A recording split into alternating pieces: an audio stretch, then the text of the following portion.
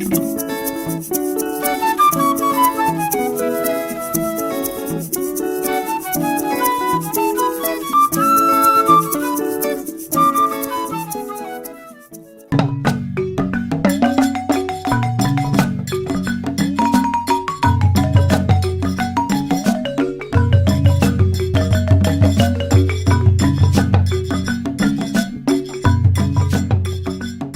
me posez la question de savoir si un polygame peut recevoir les sacrements d'initiation. Je pense qu'il faudrait qu'on essaie de distinguer les choses, clarifier les choses d'abord et élaborer éventuellement les cas dans lesquels on pourrait se retrouver.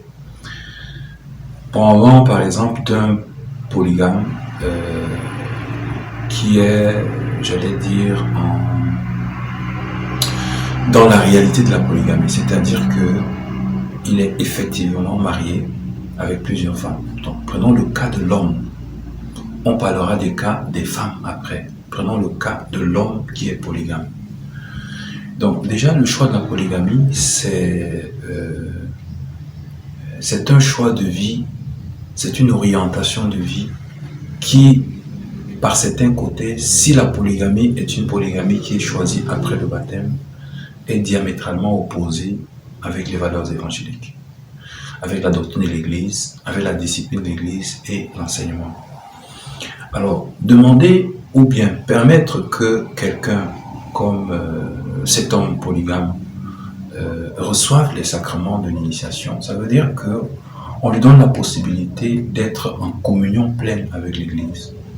Or, sa vie elle-même n'est pas le reflet, au moins extérieurement, de cette harmonie entre l'enseignement de l'Église et le sacrement qu'il va recevoir. Donc du coup, il est difficile, dans ce contexte, vraiment un peu difficile, de permettre qu'il accède au sacrement parce que ce serait effectivement une contradiction évidente entre sa vie ou le choix de sa vie, son mode de vie et la proposition évangélique par rapport à la vie matrimoniale. Donc là, il y a évidemment une contradiction qui rend la possibilité de recevoir les sacrements d'initiation, que cette possibilité-là soit réelle. Bien, et de l'autre côté, il faudrait souligner aussi le fait qu'il n'est pas, j'allais dire, prudent ou bien pastoralement indiqué de sectionner les sacrements. C'est-à-dire, bon, on va lui donner le sacrement de baptême, on ne lui donne pas l'Eucharistie, on lui donne l'Eucharistie, on ne lui donne pas la confirmation. Je pense que l'Église, dans les sacrements d'initiation, c'est un tout.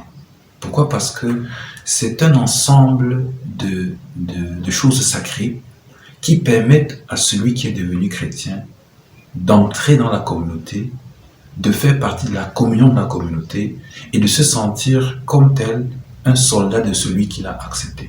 Voilà le sens du baptême, de l'Eucharistie et de la confirmation. Et l'Eucharistie permet à l'homme baptisé de grandir dans la foi qu'il a reçue au baptême. Donc, dans cette logique d'un tout qui constitue les sacrements de l'initiation chrétienne, pour un homme qui est déjà dans une situation de polygamie, il y a une contradiction évidente avec l'Évangile.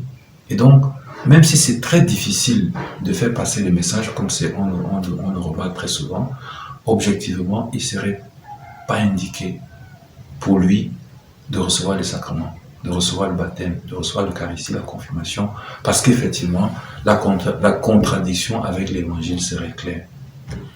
Bon, maintenant, est-ce que nous aurons assez de temps pour parler de la partie féminine, c'est-à-dire la femme qui est en polygamie?